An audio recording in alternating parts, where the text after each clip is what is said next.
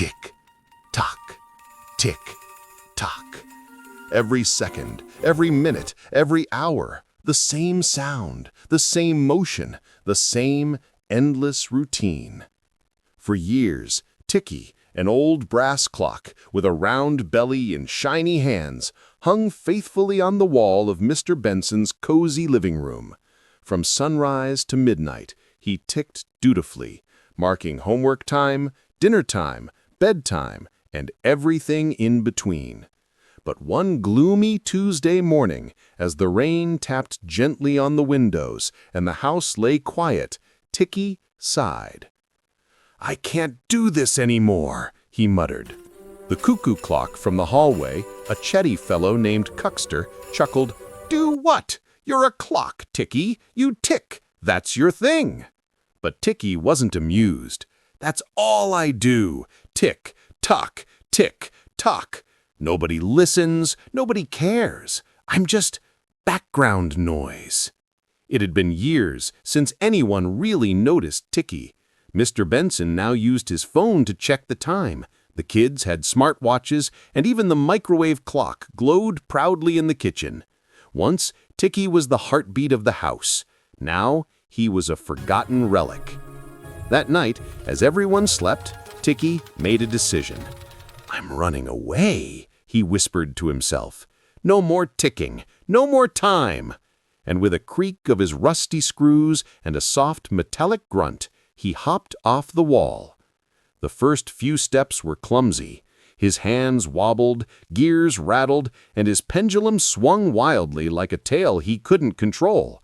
But oh, how good it felt to move! For the first time in decades, Ticky wasn't marking time, he was living it. He waddled past the sleeping dog, through the hallway, and out the cat door, landing with a soft plunk into the wet grass outside. The night air smelled like freedom and rain.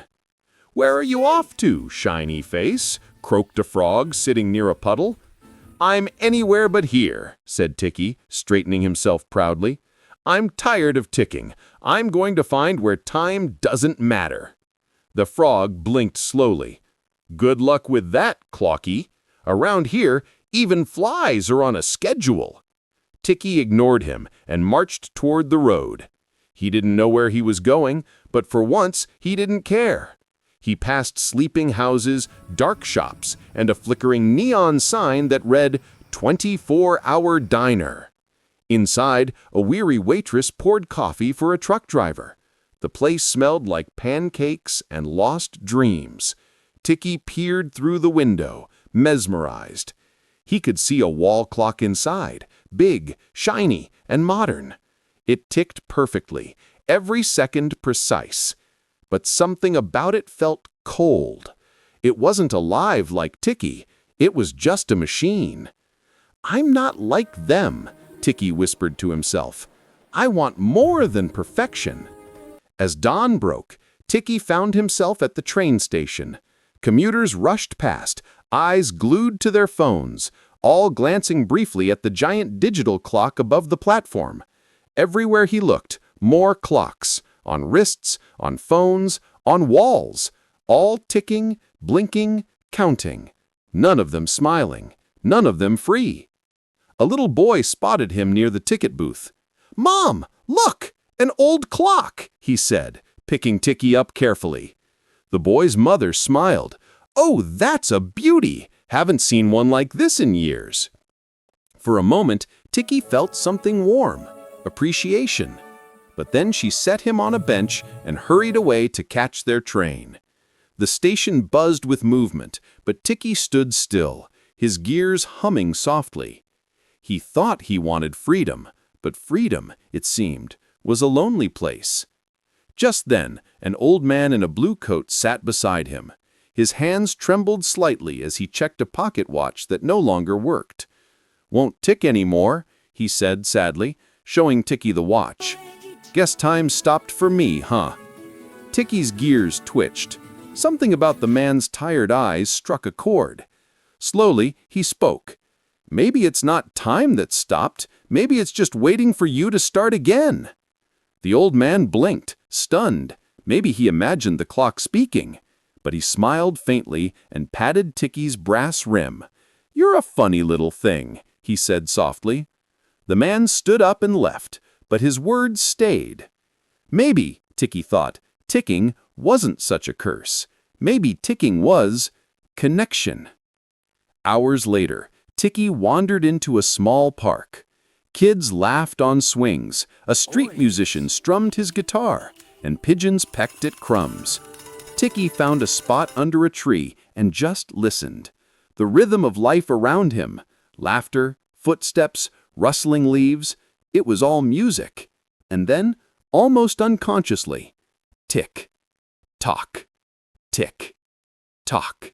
Soft at first, then steady, his pendulum began to swing again. He wasn't ticking out of duty this time. He was ticking because he wanted to. A little girl sitting nearby heard it and gasped, "Mom, the clock's ticking all by itself!" Her mother smiled. "That's just the wind, sweetheart." But the girl knew better. She gently picked up Ticky and placed him on the park bench. "You can stay here if you want," she said, as if the clock could understand. And maybe it could, because Ticky stayed. Days passed, and people began to notice the strange old clock on the bench that always told the right time. Some said it was magic. Others said it was luck. But everyone who passed by seemed to smile, even just a little. Then, one afternoon, Mr. Benson, the man who used to own Ticky, came walking through the park.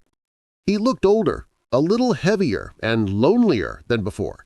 He was staring at his phone, frustrated. "Battery dead again. Can't tell the time without this thing."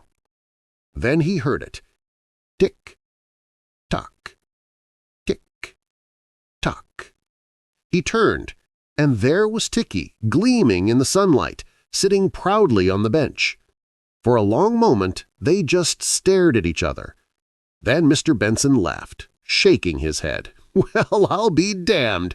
You really did run away!" He reached out, gently brushed the dust off his surface, and hung him back in his hands. "Missed you, old friend." For a moment, Ticky thought about going back home, back to his wall, his old place, his old life. But then he looked around the park, at the kids, the laughter, the open sky. Now, this was where he belonged now, where people noticed him again.